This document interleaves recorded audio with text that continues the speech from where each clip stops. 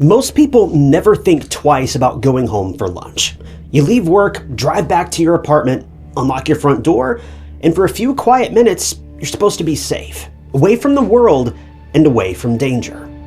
But on June 10th of 2019, 26-year-old Carolyn Byington walked into her home and unknowingly stepped into a nightmare that had been building for months. Because the danger waiting for Carolyn wasn't random. It wasn't a stranger watching from the street. It was someone close enough to know her routine, close enough to know when she'd be back, and close enough to make sure she'd never leave.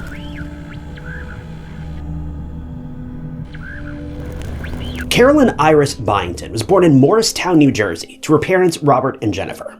She also had a sister named Caitlin, and when Carolyn was a child, she was diagnosed with a medical condition known as Chiari malformation. Chiari malformation is a disorder where part of the brain tissue extends down towards the spinal canal, usually because of an abnormality in the shape or the size of the skull. This can place serious pressure on the brain and spine. Now, it can also cause a plethora of awful symptoms, but it's unclear exactly how much this condition actually affected Carolyn day to day. But in 2008, she underwent surgery to treat it, and thankfully that surgery was a success. And 3 years later, she graduated from Ridge High School in 2011. After that, she enrolled in Lafayette College in Pennsylvania, where she earned degrees in international affairs, anthropology, and sociology in 2015. Now, during college, Carolyn also studied abroad in Japan and Germany, and this made perfect sense for her because she had a deep love for travel and for experiencing the world beyond just the place where she grew up. She also loved music and volunteered with organizations like the American Cancer Society and the Junior League of Greater Princeton. The people who knew Carolyn described her as warm, optimistic, generous, and full of life. She was the kind of person who planned family activities and their family trips. That was her specialty. She was super close with her family, and she had strong friendships and was building a life that genuinely seemed to fit her. About a year after graduating from college, though, Carolyn started working as a market research project manager at a company called Engine. This would be the moment when her life changed forever, but not in a good way, as she may have hoped.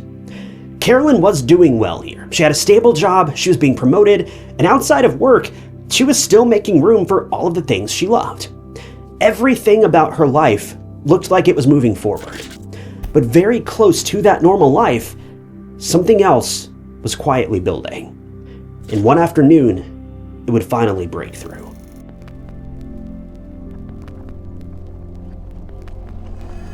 June 10th of 2019 started like a normal workday for Carolyn. At the time, she was living at the Hunter's Glen apartment complex off Plainsboro Road in New Jersey. That morning, she got up, made herself breakfast, got ready, and went to work like usual. She didn't pack a lunch that day because she'd already planned to go home during her lunch break. Usually, she ate lunch near the office or at the office itself, but on this particular day, she wanted to go home, eat there, and take care of a few errands before coming back.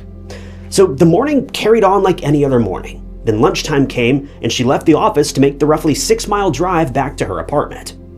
At first, nothing about that seemed strange. People leave for work for lunch all the time. But then lunch ended, and Carolyn didn't come back. Then 3 p.m. came around, and still nothing. By then, her coworkers were starting to notice. It had been quite a while since Carolyn left, but even then, nobody wanted to jump to the worst possible conclusion. Maybe she just got caught up in an errand. Maybe she had car trouble. Maybe something small had delayed her.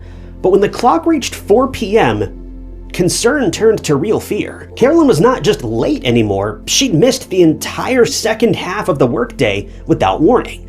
Her coworkers called her, they texted her, but they never got a response. Now, if she was running late, she would have said something. If she was busy, she would have called back when she could. But there was nothing, no explanation, no update, and no response. And that silence mattered, because it was not like Carolyn. This was not someone who would just disappear without checking in. So after waiting and trying to reach her, Carolyn's coworkers decided they needed help, and they contacted the police and requested a welfare check at her apartment. By this point, their minds were going to the darkest of places. They were worried she might be hurt, she may be stranded, sick, or somehow unable to reach her phone. They were trying to find any logical explanation for something that no longer felt logical. So police were given Carolyn's address, and officers went to the apartment complex. And even they were not expecting to walk into something catastrophic. but how wrong they would be. See, Carolyn had been seen alive that morning. She'd not been missing for days. It'd only been a few hours since she was gone, and according to everyone who saw her earlier, she seemed completely normal. It wasn't like she was frightened, she wasn't acting strangely. She'd simply gone home for lunch and never came back. So when officers reached her front door, everything looked normal at first. They knocked, but they got no answer. They waited and tried again, but still no answer. Before going inside, officers checked around the apartment and spoke with people nearby, and neighbors confirmed that Carolyn had made it home. They'd seen her arrive and go inside. So now the question changed. Carolyn had reached her apartment, so why wasn't she opening the door? Was she hurt? Or was she trapped somehow? Or had something happened in the short window between walking inside and the police arriving? Well, officers eventually gained access to the apartment. I'm assuming they must have forced their way inside, and as soon as they stepped in, they understood why she hadn't answered. That's because as soon as they opened the door, she was on the ground, motionless and badly injured. Paramedics were called, but it was far too late. 26-year-old Carolyn Byington had passed away. And very quickly it became clear this was not some medical emergency or a household accident.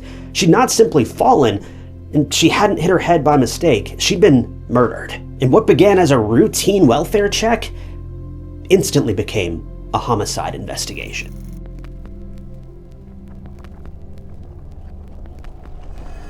The police needed to figure out who'd been inside Carolyn's apartment, why they were there, and why she never made it past her own front door. After she was pronounced deceased, her body was taken for an autopsy, and police then had to notify her family.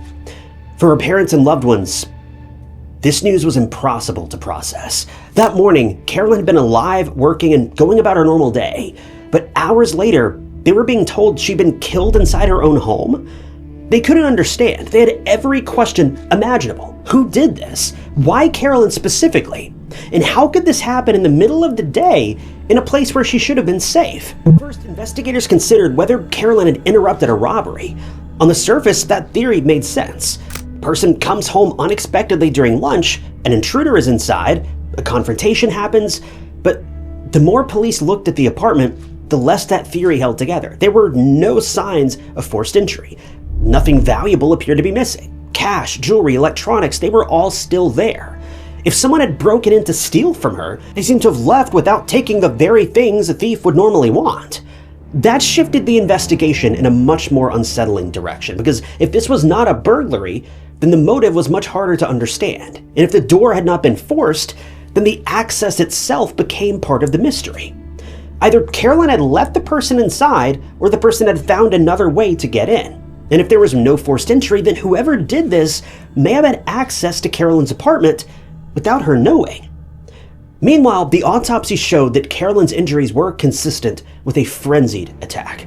What made the scene even more disturbing was that the wounds appeared to involve more than one object. It looked like the attacker used whatever was available in that moment to overpower her. That detail led investigators to consider another possibility. Maybe the killer had not expected Carolyn to come home. Maybe someone was already inside the apartment when she walked in, even if this person wasn't some would-be robber. The thing is, Carolyn was still in her work clothes. Her bag was still near her. And based on where she was found, it appeared she'd barely made it past the front door before the attack began. Police had clues, but none of them pointed cleanly to one person yet. So they started looking outward. They spoke to neighbors, they searched for witnesses, and they tried to reconstruct every minute around the time Carolyn came home. And they did learn something important. Some neighbors, including one who lived below Carolyn, reported hearing a woman's screams coming from her apartment around 1 p.m. They also described sounds that resembled heavy furniture being moved around. And the timing was crucial because it lined up closely with when Carolyn would have arrived home for lunch. But it did not identify the attacker. But it did tell investigators that something violent happened almost immediately after she walked through the door. Police also recovered DNA evidence from the apartment, and this was a major lead, because if they could connect the DNA to the right person, they might finally have a path to an arrest. So investigators worked through the potential suspects, and they compared samples. But one by one, the names were cleared. The DNA did not match the people they were looking at, and every time another possibility fell away, the case became all the more frustrating. And there was another problem too. The area around Carolyn's apartment did not have much surveillance coverage. And in a case like this, even one camera can change everything. A car passing through, a license plate, a person just walking towards a building, even just a timestamp. Any small detail could have helped police narrow down the timeline. But with very little footage available near her home, investigators had to rely heavily on witness statements, phone data, and behavior that suddenly looked suspicious in hindsight. For a while, the case felt like it was moving slowly, if at all. Investigators had evidence, but not an answer, not any answers. They had a timeline, but not a face. And they had a violent scene, but no clear reason why Carolyn would have been targeted. And then a lead came from the place Carolyn had left that afternoon, her workplace, Engine. See, Carolyn's death had obviously devastated the office. Her coworkers were even the people who first realized something was wrong, because they knew Carolyn well enough to understand that her silence was out of character. And now they understood why she had not answered calls or texts. Everyone at Engine knew her, and she'd been with the company for nearly 3 years, and she'd earned multiple promotions during that time. She was loved and she was respected, and now her office was terrified. But as people replayed the day in their minds, one detail started to stand out. Carolyn was not the only person who left the office that day at about the same time. Someone else had left too, and after Carolyn was found deceased, that person's behavior, it started sparking a lot of suspicion.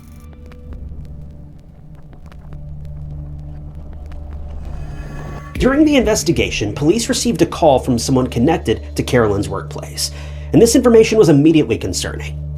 According to the person who spoke to the police, another Engine employee had left for lunch about the same time Carolyn did, and now that employee was acting strangely. That caught the investigators' attention. It was not enough to prove anything yet, though, but in a case where the timeline mattered so much, the coincidence couldn't be ignored. That employee was 30-year-old Kenneth Saal. Kenneth worked as a staff accountant at Engine, and he'd started at the company around the same time as Carolyn. To the people around him, Kenneth didn't seem like an obvious suspect. He was married, he had a baby daughter, he was described as quiet, friendly, and unassuming. He'd married his high school sweetheart, and the family lived roughly an hour away in Lindenwold. But after Carolyn's murder, Kenneth's behavior changed. He didn't seem sad or shaken in the way that coworkers might have expected. He seemed nervous, maybe even scared, almost like he was waiting for something to happen. And then he started asking strange questions about the investigation. In particular, he seemed interested in whether circumstantial evidence could lead to an arrest. He would bring up the case in conversations that weren't even about Carolyn, and the more he talked, the more people noticed him. Because grief can look like many different things. Shock can look strange. People can act awkwardly after something traumatic. But Kenneth's behavior did not seem just awkward. It seemed like he was testing how close the police were getting. But soon enough, coworkers and the police noticed something. Kenneth had left the office for lunch just a few minutes before Carolyn did that day. But what struck his coworkers as weird was that when he returned, he was wearing a different shirt than the one that he'd been wearing earlier that day. At the time, that might not have seemed like much. People change shirts, people spill things. People have ordinary explanations for details like this. But after Carolyn was killed, ordinary details stopped feeling ordinary. Then a coworker noticed something else. After Carolyn's death, Kenneth appeared to have injuries on his hands and knuckles. And that stood out because Kenneth was not someone who worked with his hands all day. He worked at a desk and he used a computer. So where could all of these marks have come from over the course of a lunch break? By now, investigators had clusters of details that all pointed in the same direction. Kenneth had left around the same time Carolyn did. He came back late, he changed his clothes, and he had injuries on his hands. And he was suddenly asking very specific questions about the investigation. Well, police brought him in for an interview, and immediately he admitted that he knew Carolyn, and obviously they worked together. He also admitted that he left the office for lunch that day, but according to him, he was never anywhere near Carolyn's apartment. He claimed he'd been working on his car near a park not far from the office. But that explanation created another problem. Coworkers said that Kenneth had told them something different. They said that he told them he'd taken his car to a mechanic after lunch, which explained why he returned late and delayed a meeting. So now police had conflicting stories. Was Kenneth fixing the car himself near a park, or was it a mechanic? Or was the car story just a cover for what had really happened? At that point, investigators were suspicious, but they still needed something stronger. Kenneth was allowed to leave, but before he did, he voluntarily gave the police a DNA sample. And while they waited on these results, they kept digging. They reviewed cell phone location data, and they also found dash camera footage from a patrol car that had been in the area near Carolyn's apartment. And this is where the case really began to take shape. And that footage changed everything, because a car matching the make and color of Kenneth's vehicle appeared near Carolyn's apartment at the time of the murder. And this was the same car Kenneth said he'd been dealing with during lunch. So if his car was supposedly broken down or at the mechanic's shop, why was he seen driving it near Carolyn's apartment? Then the photo data backed this up too. Kenneth's phone placed him in the area of Plainsboro at the time Carolyn was killed. So suddenly his story was falling apart. And then the DNA results came back, and the DNA found at the crime scene matched Kenneth. Police now knew that he'd been lying. He had been in the area, and his DNA was at the scene. His car was in the neighborhood, and so was his phone. There is no denying any of this. But the biggest question remained. Why was Kenneth Saal inside Carolyn Byington's apartment in the first place? And why did he take her life?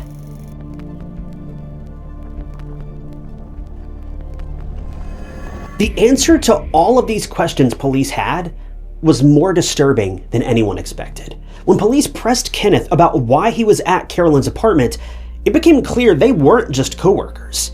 Well, they were, but in Kenneth's eyes, something else was going on. He told investigators that he was intrigued by Carolyn, but what he did went far beyond interest or even attraction, and it was a complete invasion of Carolyn's entire life. It had started months before the murder. At some point, Kenneth managed to get access to Carolyn's apartment keys. While she was distracted or not paying attention or something, he stole them, copied them, and then returned them without her even realizing what had happened. From that point on, Carolyn's apartment was no longer private, even though she had no reason to know that. Kenneth now had a way in, and using that copied key, he began going into her apartment during lunch breaks, and once inside, he installed hidden cameras throughout her home in multiple rooms, all so he could spy on her without her knowledge. This is the part of the case that is so chilling, because from Carolyn's perspective, nothing had changed. Her key still opened the same door. Her apartment still looked like her apartment. There were not any obvious signs that someone had been coming or going while she was away. She was living her normal life, going to work, seeing family, making plans, and coming home to a place that should have belonged only to her. But secretly, Kenneth had turned that home into a place where he could watch her. And based on everything reported, Carolyn had no idea that Kenneth had any level of interest in her, and certainly not enough to break into her home. And that makes the final day even more terrifying, because Carolyn did not just walk into an apartment, she walked into a secret that Kenneth had been keeping from her for months. And that secret put her in the most dangerous position possible. She was not facing an intruder. She was facing someone whose entire hidden scheme depended on Carolyn never finding out the truth. And now, she had just walked into this monster's trap.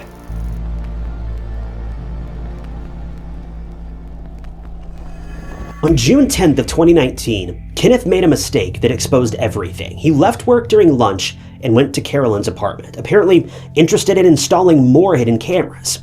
He used that copied key to get inside just like he'd done before, but this time, Carolyn also decided she was coming home for lunch this day. Whether Kenneth knew that was a possibility or he simply miscalculated, Carolyn arrived while he was still inside. He heard the door, he heard the lock, and in that moment he knew he was about to be caught by the woman that he'd been stalking. So Kenneth hid behind the front door, but there was nowhere for him to go. As Carolyn came inside and turned to close the door, she saw him, her coworker, standing inside her apartment, uninvited.